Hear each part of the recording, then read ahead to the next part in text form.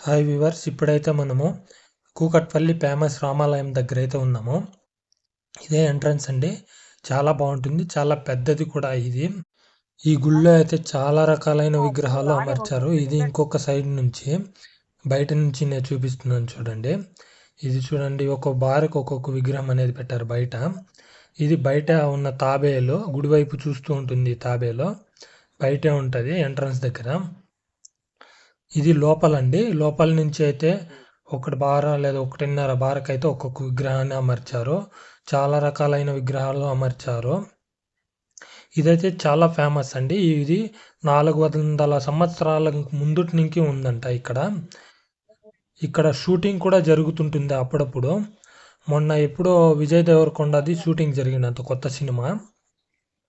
చాలా రకాలైన విగ్రహాలు ఉన్నాయి. చాలా పెద్దగా ఉంటుంది గుడి అయితే మీకు. గుడి కూడా చాలా పురాతనమైనది.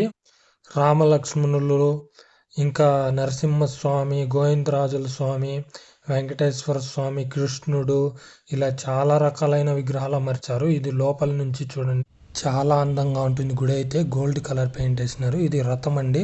400 సంవత్సరాల క్రితం రథం అంట. రాజుల కాలం నుంచి ఉంది ఈ రథము. ఈ రథం పక్కన గుడి లోపలే క్లాసికల్ డ్యాన్స్ అనేది నేర్పిస్తున్నారు చిన్నపిల్లలకి. వీళ్ళు చాలా బాగా నేర్చుకుంటున్నారు, చాలా బాగా కూడా చేస్తున్నారు. అందరూ చిన్నపిల్లలే ఉన్నారు ఇక్కడైతే. డైలీ నేర్పిస్తారంట ఏమ్మ క్లాసికల్ డ్యాన్సు. వాళ్ళ తల్లిదండ్రులు వచ్చి వాళ్ళని నేర్పించి తీసుకొని వెళ్తుంటారు బండిల్లో. ఇదైతే గుడి ఓపెన్ కాకముందు వ్యూ అండి మీకు. చాలా అందంగా ఉంది. నేనైతే మొదటగా గోదాదేవిని దర్శనం చేసుకున్నా ఓపెన్ అవుతానే.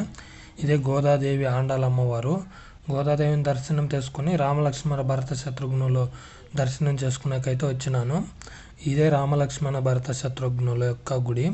వాళ్ళనైతే దర్శనం చేసుకుని తర్వాత మహాలక్ష్మిని దర్శనం చేసుకుందామని పక్కకు వచ్చినాను.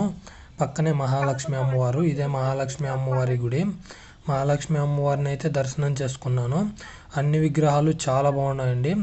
వీడియో అయితే ఇంతే. లైక్ చేసి ఛానల్ని సబ్స్క్రైబ్ చేసుకోండి.